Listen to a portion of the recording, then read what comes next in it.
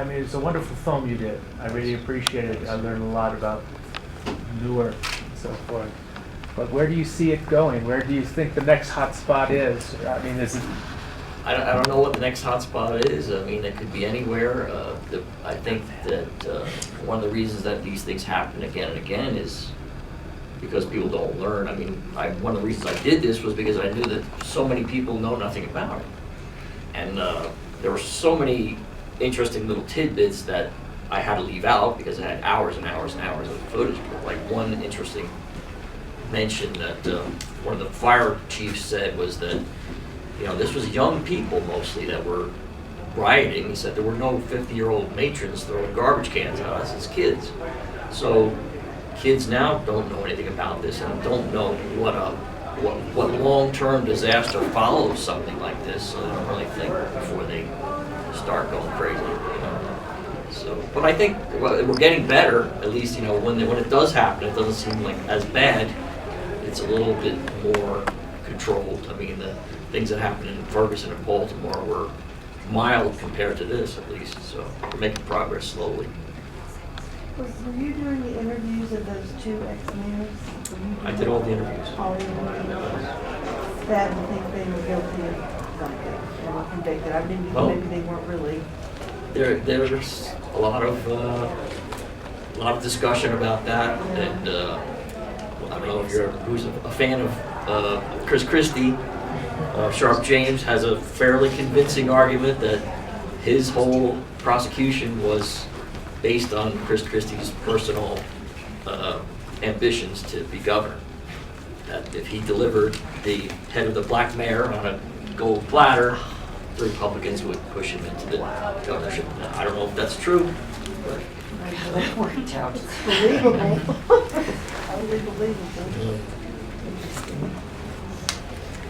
Any other idea? Are you a resident? I grew up there. I haven't lived there for a long time. But, yeah, I don't know if you noticed, one of the interview subjects has the same last name as me. That's my dad. So that wasn't a coincidence. No. And so he was kind of the access to a lot of other people who could talk about it. So that was one of the reasons I chose to do this. How else do you think you'll disseminate this film so that it makes a difference? Well, I'm hoping to have it out on television at some point. I'm talking to distributors now. We have a couple of distributors that have expressed interest. None of them's coming through with a lot of money yet. Somebody at Showtime's looking at it now. Hopefully they'll take an interest. Someplace like that would be the ideal thing. And then, of course, the educational market, schools and libraries and so forth. But the trick at this point is to pay for all the footage that's in there, all those news shots and photos. Right now, I'm only allowed to show it at a film festival. To show it anywhere else, got to pay more, which I don't have. So of all the mayors that have been since the riots, which mayor do you feel has really pushed the city, progressed the city the most? I think Cory Booker did a lot for the city, although I was surprised when I went around and started talking to people how many Newarkers don't like him. I mean, there's another interesting thing I learned in this. I remember growing up, there was always this big controversy, any political battle always seemed to be black versus white, Right. you know, and now most of the time the candidates are both black and the animosity is exactly the same. So Newarkers have a kind of way of, you know, no matter who you are, we don't like you, you know, or you're only as good as what you did today. And a lot of the people in Newark didn't like him because they felt like he was an outsider, he wasn't born there. You know, they love to say people are an outsider. One guy who ran this past election, his family's been in Newark for 100 years and they're calling him an outsider. Right. You know, so, but I think even though, and they also held it against Booker that he had aspirations to go farther. They want somebody who's going to stay there forever, like Sharp James was mayor for over 20 years. And you know, there's an old saying in Newark that the only way anybody leaves the mayor's office is either in a box or handcuffs. Yeah. The production quality was great. And this is obviously a personal film for you.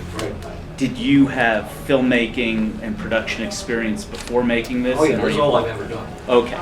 So, do you have other documentaries? This is my first feature-length film as a director, but I've worked on hundreds of other things, as everything from shooting to editing, sound design, and so on. So I had plenty of practice. So it wasn't this topic this wasn't the film that you were dying to No, make that no, you actually, and learned how to produce for Not this? all, no, actually, I've been trying to get some narrative films off the ground for many years and couldn't find the money for those, so I did something that I could do more cheaply while still hunting down the money to make a romantic comedy or something. This is Italy, the West. Set in the aftermath of the Newark riot. Right? A black family and a white family, Romeo and Juliet. There you go.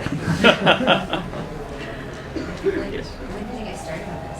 Was it after Ferguson and all that? No, I started this in 2010 and finished it up about 6-8 months ago. So long before any of these recent riot things happened, so that was just kind of a good coincidence for me, at least, that it kind of made people realize how earth-shattering these things can be. Any other questions? All right, thank you so much. Thank you. Yeah, Thank you.